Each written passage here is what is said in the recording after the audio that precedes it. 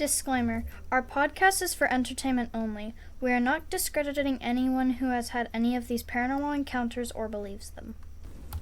Hello, beautiful human beings. It's Mars and SJ here with Undeniable Mysteries, a podcast where we find paranormal stories on the internet and we rate them on how believable they are to us. Our next category is ghost. We're going I already messed up. Going alphabetical order of the United States. And SJ, what's up next? Oh, you're talking to me? Oh, I am. Oh, it's Colorado we got the wonderful place that I don't even know, and I don't know why I'm saying wonderful, but Highlands Ranch. No. I almost said mountain. We're both messing up. Mansion. Highlands Ranch Mansion. Is that where ranch was invented? Yeah, that's definitely where ranch was invented. Dude, that's sick. Oh my gosh, it's amazing.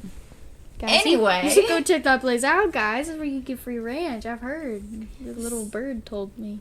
So the history of this house is huge. I guess there were 5 million people that own this place. Not really, but there was a lot.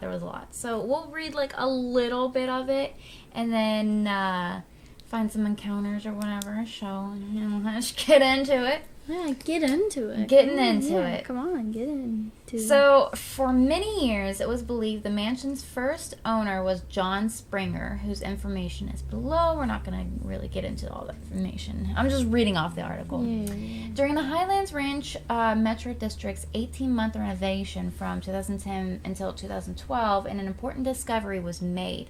The word Rotherwood was found etched in stone above the original door to the home near the 1891 etching. The Rotherwood reference was traced to the mansion's first owner, Samuel Allen Long, originally from Pittsburgh, Pennsylvania. Long was one of the first petroleum refiners in 1861. He was director of the Baltimore and Ohio Railroad. Ooh. Long moved to Colorado in 1880. He had business interests in coal mining, gold mining, livestock, timber, real estate, and farming. In 1884, Long filed for a homestead in northern Douglas County, which he later expanded. He called his property Rotherwood after a boyhood farm. Long was recognized as an innovator of dry land farming techniques. When visiting the mansion, look directly above the small door located on the east porch to see both the 1891 and the Rotherwood etchings. Nice. So the mansion's next owner was John Springer, whose wife Eliza's ill health forced a move to Denver in 1897. Okay. So the original building reflected a Russian castle style.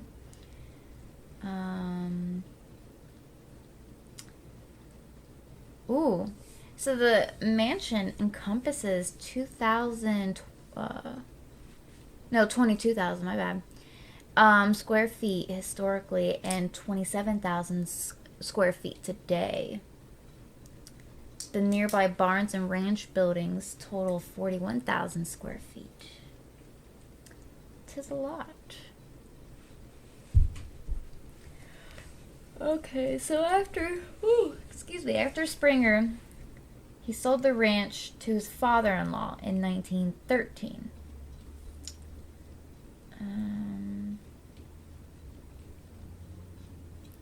then in 1926, the father-in-law sold the mansion to Frank E. Kistler. Kistler. Does he kiss? No. Does he kiss people? Wait, how do you know that he hasn't? I just know him. I know him personally, on a personal level. I don't think so. Okay, so who is this Lawrence dude? He's Lawrence. You should know him. Okay, so it looks like this Lawrence C. Phipps Jr.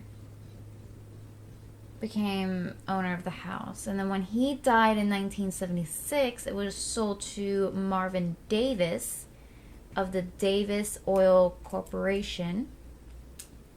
And then he resold the property in 1978 to Mission Viejo Company. I don't know. It's Viejo. Viejo? Viejo? Me I don't know. too. Don't ask questions. And then I guess it's still standing today, and you can book it for like weddings or any other kind of like special events. So that's pretty fun. You could get married with a ghost right beside you. I'm not getting married. Okay. Or maybe I am. You can never predict the future. So that was like a short like summary of it, because like I said, like 5 million people own this place.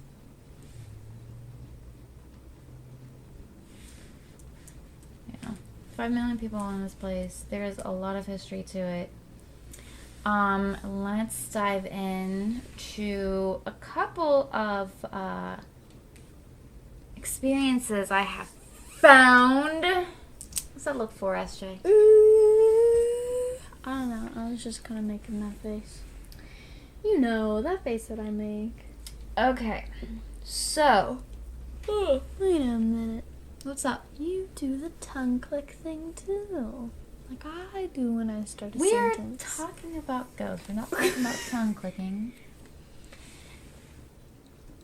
Alright. So I found this article of this guy named Kevin Sampron.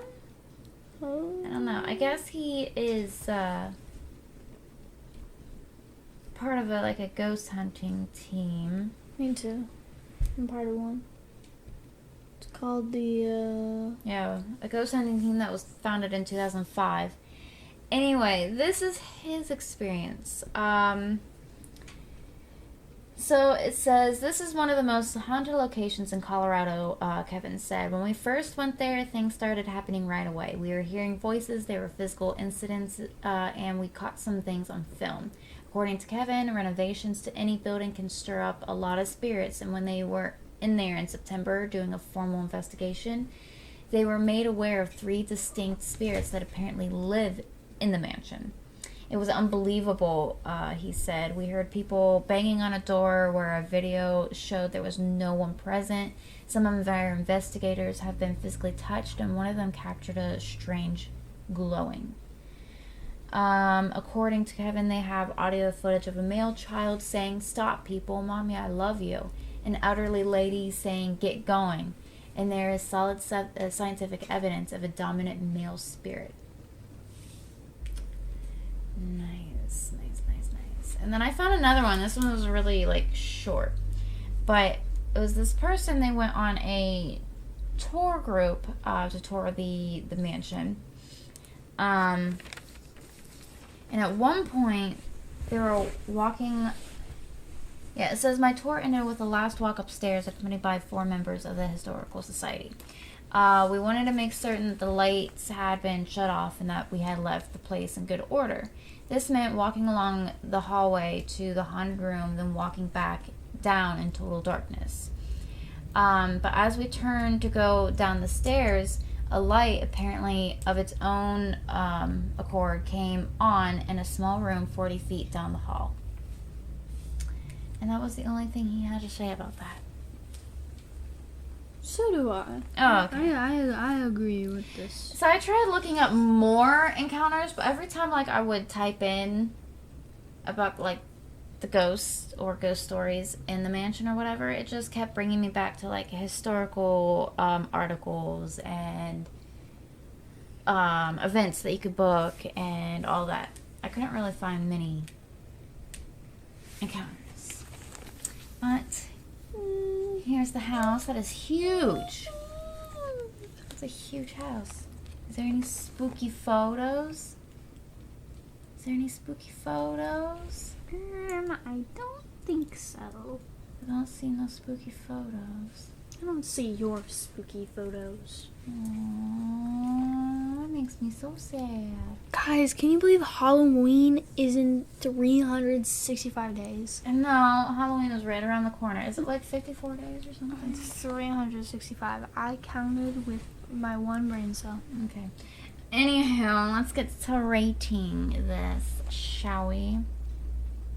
So the story. Why are you looking at me like that? I was gonna say you go. And then Okay. So the story, I mean, there was a lot to it. I didn't read a lot off. But it definitely, with all the owners and all the renovations or whatever, I could definitely see this being a haunted location. So the story, I will give it a 7. Stop. That was literally my answer. Oh my god, Mom. You can't be doing How that. can you do this to me?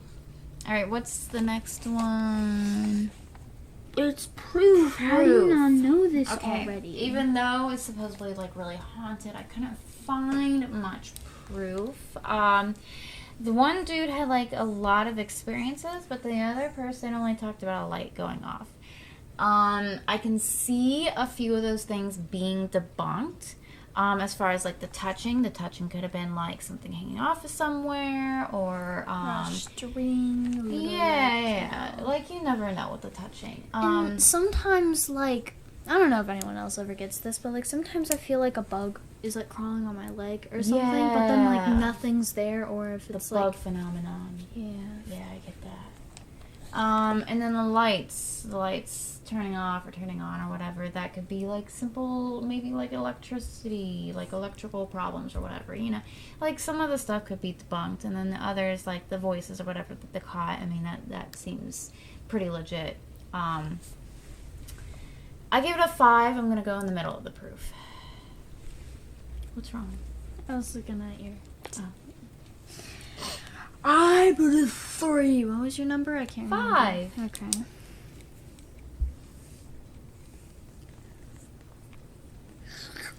All right, imagination. Can you imagine this place being haunted? Imagination.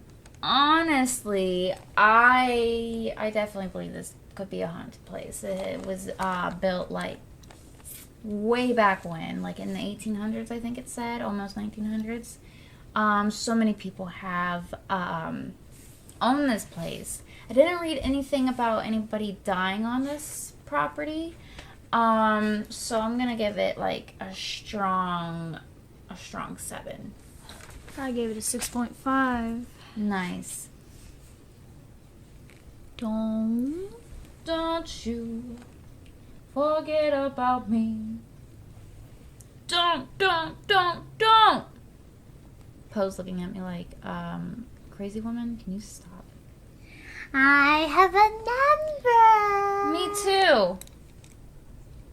What's your number? 35. 35. Alright, so it's not in the top place. The last one was in the top place. But this one was pretty high still. It's pretty high still. Alright. I'm satisfied. I think this is it for today's episode. I hope you guys all enjoyed. I hope you guys are enjoying these ghost stories. Anyway, we shall see you next time. Bye-bye.